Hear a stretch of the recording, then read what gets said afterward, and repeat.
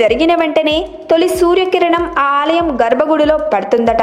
ఇంతకీ ఆ ఆలయం యొక్క అద్భుతమైన విశేషాల గురించి ఇప్పుడు మనం తెలుసుకుందాం. ఆది దేవుడిగా కొలిచే సూర్య భగవానుడి దేవాలయం అన్ని దేవాలయాలలో కన్నా చాలా అరుదైనదని చెప్పాలి. సూర్య భగవానుడి దేవాలయం అనగానే మనకు ముందుగా గుర్తుకొచ్చేది కోనార్క్ సూర్య దేవాలయం. ఇక ఆంధ్రప్రదేశ్లోని అరసవెల్లి సూర్య దేవాలయం కూడా ఎంతో ప్రఖ్యాతి చెందినదే.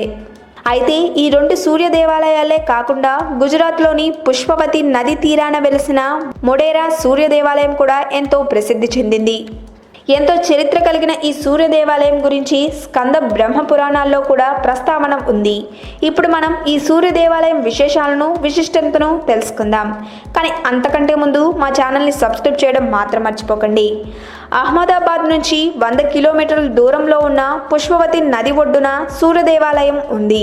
క్రీస్తు పూర్వం 1022 1063లో బిందేవ్ సోలంకి చక్రవర్తి ఈ ఆలయాన్ని నిర్మించారు. కాగా క్రీస్తు పూర్వం 1025 1026 ప్రాంతంలో సోమనాథ్ మరియు చుట్టుపక్కల ప్రాంతాలను విదేశీ అక్రమదారుడైన మహమ్మద్ గజని తన ఆధీనంలోకి తీసుకున్నట్లు ఈ దేవాలయంలోని గర్భగుడిలో ఒక గోడపై నిర్మించబడి ఉంది.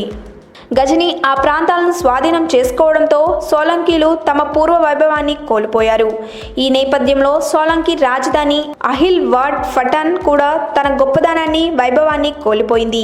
సోలంకి తన పూర్వ వైభవాన్ని కాపాడుకునేందుకు సోలంకి కుటుంబీకులు సూర్యవంశ రాజులు వ్యాపారాలను కలుపుకుని ఓ జట్టుగా ఏర్పడి తమ వంశ కులదేవత సూర్యుడు ఆలయ నిర్మాణాన్ని మొదలుపెట్టారు. మొడేరా సూర్యదేవుడు ఆలయం అలా నిర్మింపబడింది. ఎంతో అందమైన శిల్పకళ సంపదలతో రమణీయంగా దర్శనమిచ్చే ఈ సూర్య ఆలయంలో ప్రపంచ ప్రసిద్ధిగాంచిన ఓ ప్రత్యేకమైన విశేషం ఒకటుంది. ఈ ఆలయం సున్నం ఏమాత్రం వినియోగించకుండా నిర్మింపబడింది. ఇరానీ శిల్పకళ శైలిలో 2 భాగాలుగా ఈ ఆలయాన్ని భీమ్దేవ్ నిర్మించారు. మొదటి భాగం గర్భగుడి, రెండవది సభా మండపం. మందిరంలోని సభా మండపంలో మొత్తం 52 స్తంభాలున్నాయి. ఈ స్తంభాలపై రామాయణ మహాభారత ప్రధాన విశేషాలను చెక్కారు. స్తంభాల కింద భాగంలో చూస్తే అష్టకోణాక్రమంలో, అదే పై భాగం నుంచి చూస్తే గుండ్రంగా కనిపించడం విశేషం. సూర్యోదయం జరిగిన వెంటనే తొలి సూర్యకిరణం ఆలయ గర్భగుడిలోకి ప్రసరించేలా ఆలయం నిర్మింపబడింది. స్తంభ మండపానికి ఎదురుగా విశాలమైన మడుగు ఉంది. దీనిని సూర్యకుండ్ లేదా రామా మడుగు అని పిలుస్తారు.